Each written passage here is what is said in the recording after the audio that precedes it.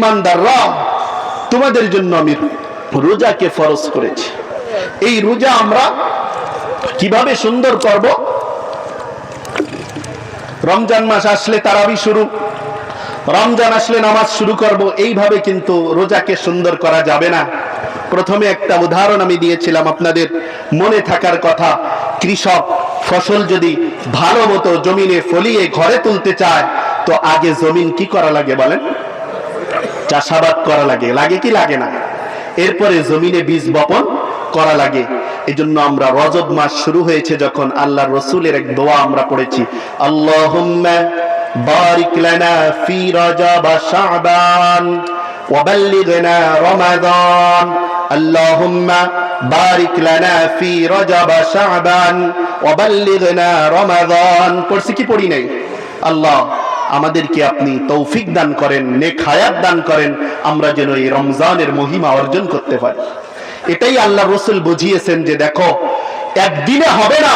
এই রমজানের ফসল যদি ঘরে তুলতে চাও, তাহলে তোমাকে চেষ্টা করতে হবে। দেখেন, বুটওয়ালা বুট স্টক করে, কাপড়ওয়ালা কাপড় স্টক করে ঈদ উপলক্ষে, খেজুরওয়ালা খেজুর স্টক করেছে। সকলের একটা চিন্তা আছে, আর প্রত্যেকে দিন গণে। এক মাস পরে ঈদ, আজকে একদিন গেল 29 দিন পরে ঈদ, একদিন গেল 28 দিন পরে ঈদ, আমার কিনা বেচা বেশি হবে। বিভিন্ন বাজারে গিয়ে গিয়ে গিয়ে গিয়ে মাল স্টক করে ব্যবসার জন্য। করে কি করে না? সবাই করে। খেজুরওয়ালা বুঝলো, বুটওয়ালা বুঝলো, হিন্দু বেটা জিলাপি বিক্রি করে সেও বুঝতে পারছে। কিন্তু আমার কি হলো? আমি তো কোনো প্রস্তুতি নেই নাই। এই জন্য আল্লাহ রাসূল বলেন, আহসু হিলাল শাবান, এই শাবান মাস যখন শুরু হয়, তখন তোমরা প্রত্যেক দিন এই শাবানের দিনকে, চাঁদকে গণনা করো আর প্রস্তুতি গ্রহণ করতে থাকো যে রমজানের আর মাত্র 1 সপ্তাহ, আর মাত্র 6 দিন, আর মাত্র 5 দিন, আর মাত্র 4 দিন। আর প্রস্তুতি নিতে থাকো, আল্লাহর কাছে দোয়া করতে থাকো।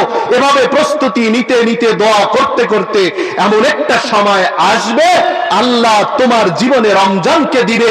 আর রমজানের যেই মহিমা, রমজানের যেই লাইলাতুল কদর, এটা পাওয়ার দ্বারা তুমি একজন মুমিন, তুমি একজন মুমিন ঈমানওয়ালা মুসলমান মায়ের ঘরের মাধ্যমে দুনিয়ায় আসার পরে যদি কোনো অপরাধ হয়ে থাকে, আল্লাহ পাক সাফ করে দিয়ে তোমাকে আল্লাহ রাব্বুল আলামিন মৃত্যুর সঙ্গে সঙ্গে অফুরন্ত জান্নাতের নিয়ামত দান করবেন। বলেন সুবহানাল্লাহ।